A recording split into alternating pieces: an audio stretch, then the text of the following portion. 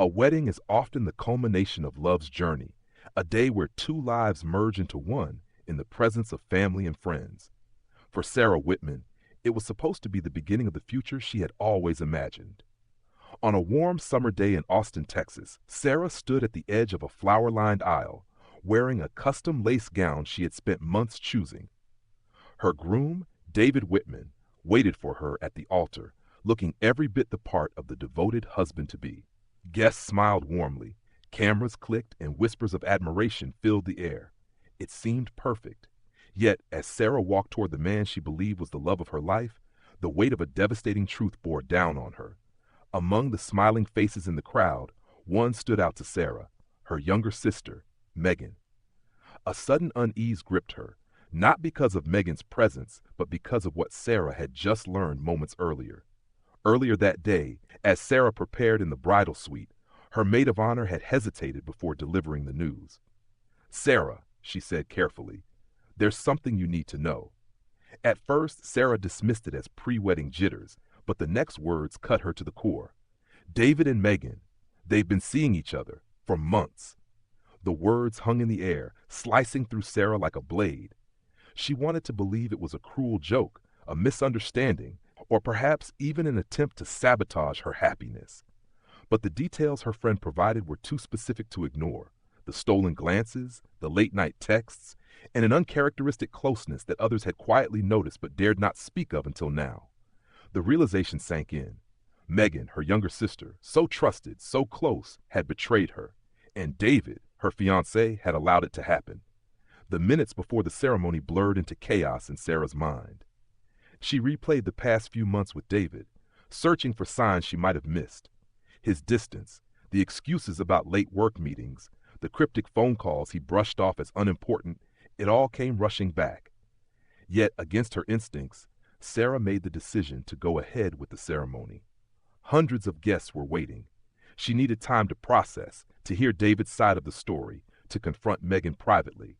For now, the show had to go on. As Sarah stepped out into the garden where the ceremony was to take place, her emotions were tightly bottled.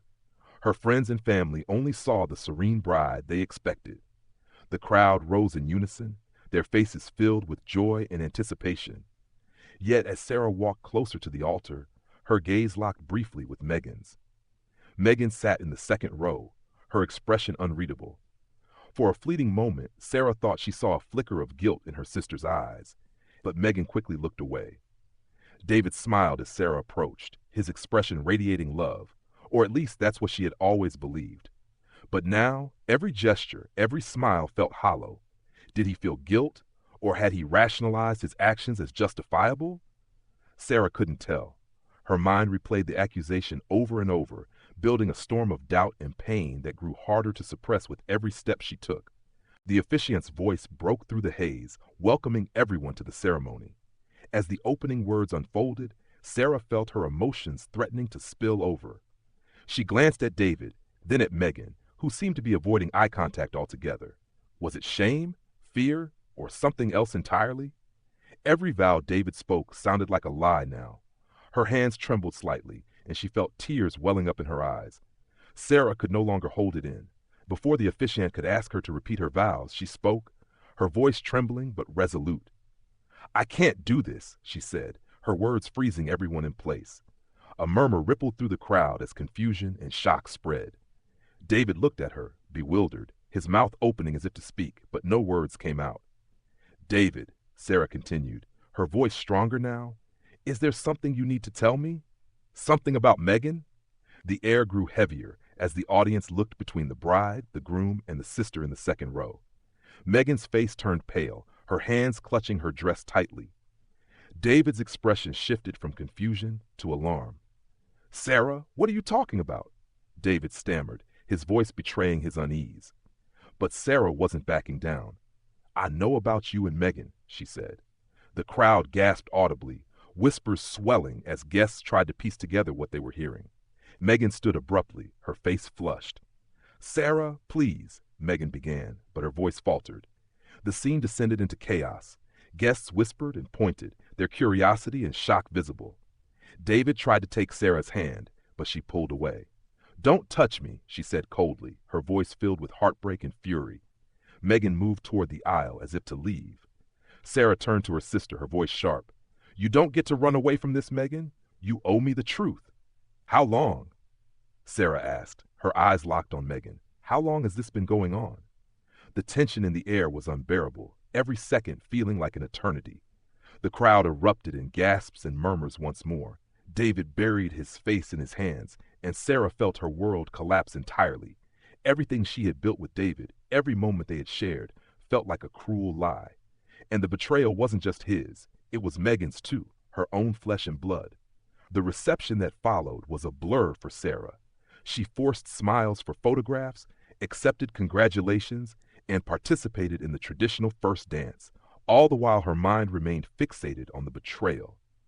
Throughout the evening, Sarah observed David and Megan closely. She noticed subtle glances between them, fleeting touches, and shared laughter that now felt laden with hidden meaning. Each interaction fueled her growing resolve to address the situation. As the night wore on, Sarah seized an opportunity to speak privately with David. She led him away from the crowd, her heart pounding in her chest. In a secluded corner of the venue, she confronted him. David, she began, her voice steady despite the turmoil within. I know about you and Megan. David's expression shifted from confusion to shock. What are you talking about? He stammered. Don't lie to me, Sarah replied, her eyes narrowing. I saw the messages on your phone. David's face paled. Sarah, I can explain. Explain? Sarah's voice rose, anger seeping through her controlled demeanor. On our wedding day, David, with my sister? Before David could respond, Megan appeared, sensing the escalating confrontation. What's going on? She asked, her eyes darting between Sarah and David. You know exactly what's going on? Sarah shot back. How could you do this to me? Megan's eyes filled with tears. Sarah, I'm so sorry. Sorry? Sarah's voice cracked. You've destroyed everything. The confrontation drew the attention of nearby guests, and murmurs began to spread through the crowd. The joyous atmosphere of the reception gave way to confusion and concern as attendees sensed the unfolding drama. Overwhelmed by emotion, Sarah fled the venue, leaving David and Megan to face the bewildered guests. The night that was meant to mark the beginning of a new chapter had instead become a harrowing ordeal, with relationships shattered and a family's bond irreparably broken. In the days following the tumultuous wedding, Sarah Whitman found herself engulfed in a maelstrom of emotions. The revelation of her husband David's affair with her sister Megan had shattered the very foundation of her life. The betrayal was not only a personal affront, but also a public spectacle, leaving her grappling with humiliation and heartache. Sarah retreated to her home, seeking solace in isolation. The once vibrant and meticulously organized space now felt cold and uninviting. Photographs from happier times adorned the walls, each image a stark reminder of the trust that had been broken. She avoided calls and messages, unable to face the pity and curiosity of friends and family. David, racked with guilt, made several attempts to reach out to Sarah. He left voicemails and sent messages, expressing his remorse and pleading for a chance to explain. However, Sarah remained unresponsive, her pain too raw to consider reconciliation. Megan, equally consumed by guilt, had distanced herself from both Sarah and David. She moved to a neighboring town, hoping to escape the judgmental eyes of the community. However, the weight of her actions haunted her, leading to sleepless nights and a deep sense of remorse. As days turned into weeks, Sarah's emotional turmoil showed no signs of abating. She was plagued by a relentless loop of memories and questions, each more painful than the last. Her once healthy routines deteriorated. She neglected meals, struggled with insomnia, and found herself unable to focus on even the simplest tasks. One evening, as a storm raged outside, Sarah sat alone in the dimly lit living room. The sound of rain against the windows mirrored the chaos within her mind. In a moment of overwhelming despair, she reached for a bottle of wine, seeking temporary respite from her anguish. As she poured glass after glass, her thoughts grew darker, and a sense of hopelessness enveloped her. In her inebriated state, Sarah's thoughts fixated on the betrayal. Images of David and Megan together flashed before her eyes, each one stoking the flames of her anger.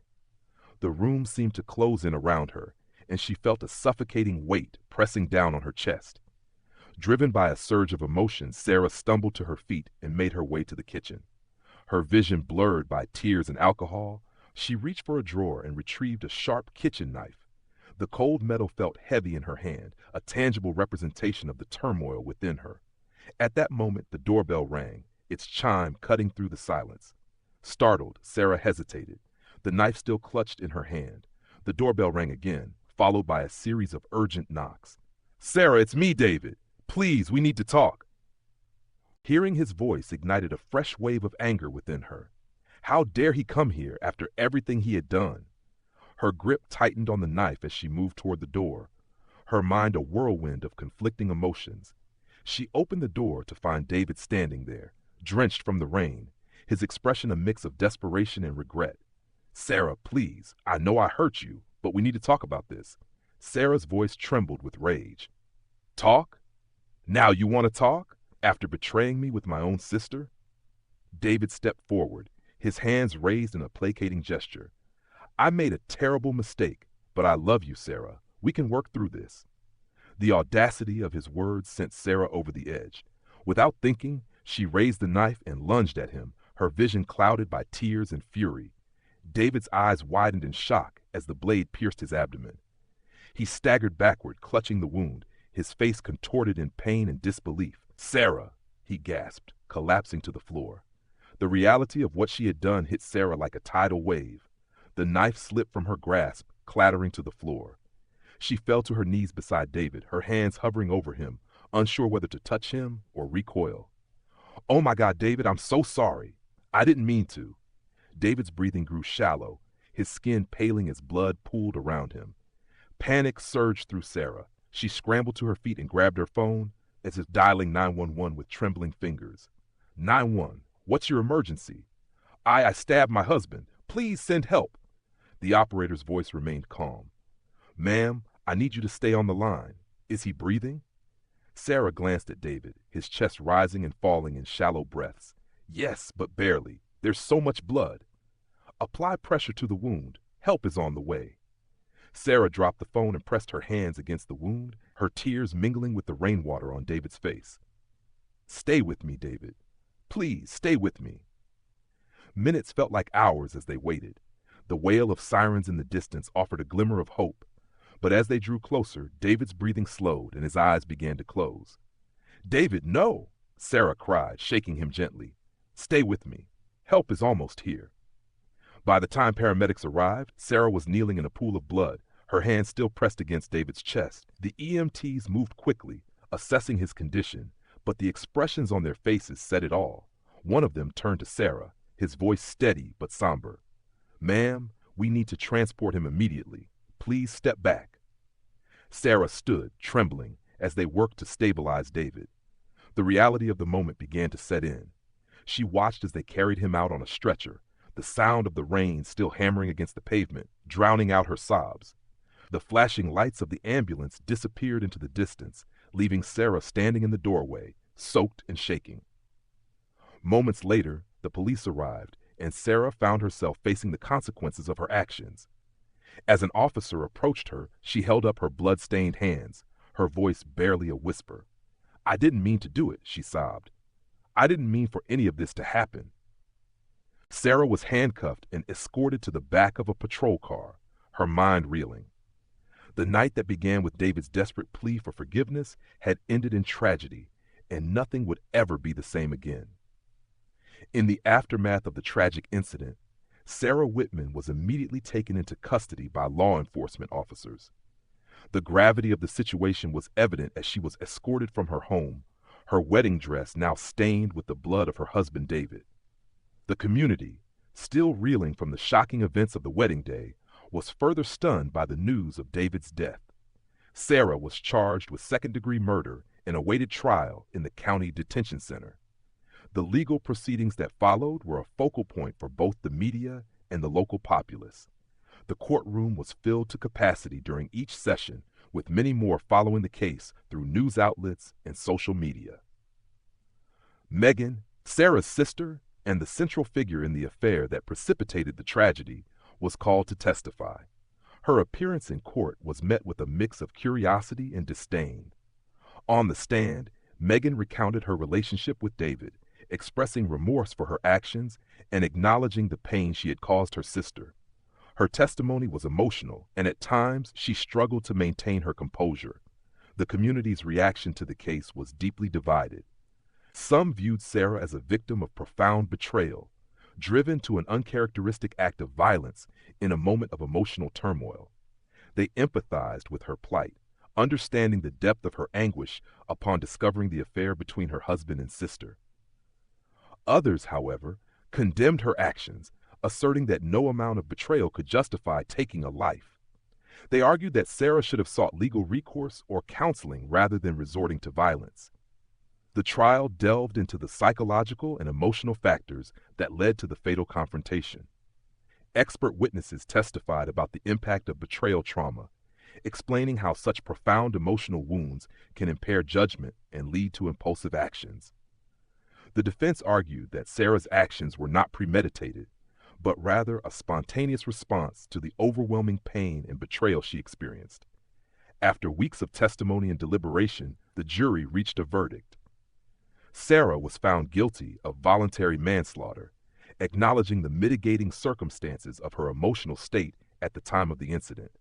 She was sentenced to 10 years in prison, with the possibility of parole after serving half of her sentence. The case left an indelible mark on the community, prompting widespread reflection on themes of trust, betrayal, and the consequences of unchecked emotions. It underscored the fragile nature of human relationships and how a single moment of passion can irrevocably alter the course of multiple lives. In the years that followed, discussions about the case often centered on the importance of seeking help in times of emotional crisis. Mental health professionals emphasized the need for individuals to reach out for support when dealing with intense feelings of betrayal or anger. Community organizations began offering workshops and resources focused on conflict resolution and emotional well-being, aiming to prevent similar tragedies in the future. The story of Sarah Whitman is one that resonates deeply because it forces us to confront uncomfortable truths about human relationships, emotions, and consequences. A seemingly perfect wedding day full of promise and joy, unraveled into betrayal, heartbreak, and ultimately tragedy. This case leaves us asking, how far can someone be pushed before they break? Could Sarah have sought help or walked away before the confrontation escalated? Or was the betrayal too deeply personal for her to see a way out? This is not just a story about one tragic moment. It's a mirror held up to society, reflecting how trust, when broken, can devastate lives. David's betrayal with Megan wasn't just a lapse in judgment. It was a breach of the sacred promises made to Sarah, not only as her husband, but as a member of her family. Megan's actions, too, compounded the hurt, turning a bond of sisterhood into a source of unimaginable pain. And yet, does this betrayal justify Sarah's actions? Could there have been another path forward, one that didn't end with the loss of a life and the shattering of a family? The community's response to this case underscores the complexity of human judgment.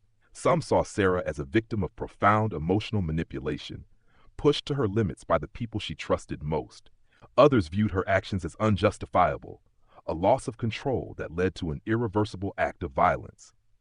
The debates in the courtroom mirrored those playing out in homes, workplaces, and even online forums. People wrestled with the ethical questions this case raised, debating whether Sarah's punishment fit the crime or whether there were mitigating factors that made her deserving of leniency.